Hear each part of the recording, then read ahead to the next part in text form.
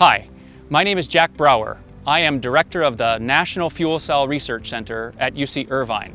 It is a fact that all energy comes to us from the sun. The Earth just takes different periods of time to make the primary energy resources that we have and use in society today. The fossil resources take millions to hundreds of millions of years, whereas solar energy, like that right behind me, is renewed the instant we use a unit of it.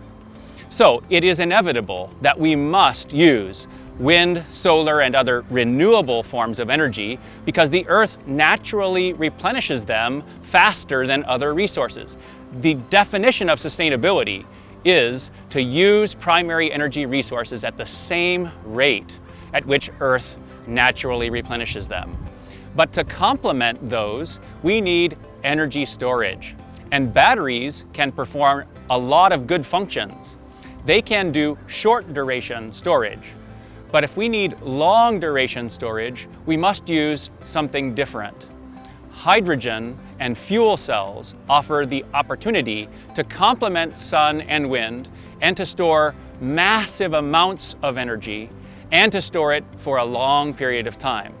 You see, sun and wind power, together with water, can make renewable hydrogen, which can be stored for days, months, or even years, and subsequently used in a zero-emissions fuel cell to produce renewable electricity. Here in our laboratory at UC Irvine, we have an electrolyzer that we've been using for years in our power-to-gas research. An electrolyzer takes electricity plus water and splits the water by electrochemical reactions into hydrogen and oxygen. And the hydrogen can be stored for later use, either in transportation fuel cells or in stationary fuel cells to produce electricity whenever the grid needs it.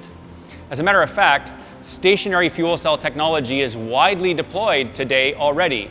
More than 1,000 megawatts of stationary fuel cell systems already support the grid. And they do so by reducing greenhouse gas emissions and pollutant emissions, which improves air quality and our health. This stationary fuel cell behind me is being powered today using renewable hydrogen mixed with natural gas. Eventually, we want these fuel cell systems to be 100% renewable fuel. And today, stationary fuel cell systems can produce electricity at greater than 60% efficiency. They can produce electricity and heat at greater than 90% efficiency. And these stationary fuel cell systems are widely deployed already in the grid network. And these fuel cells are already reducing greenhouse gas emissions and criteria pollutant emissions, improving air quality in those neighborhoods. Stationary fuel cell systems can eliminate backup diesel generators and their harmful emissions. These stationary fuel cell systems add to the resiliency of our grid network. They can then allow hospitals and data centers and important facilities to operate during natural disasters like wildfires and hurricanes. And these stationary fuel cell systems will increasingly be operated on renewable fuels. Eventually, they will operate on 100% renewable hydrogen made from the sun and wind.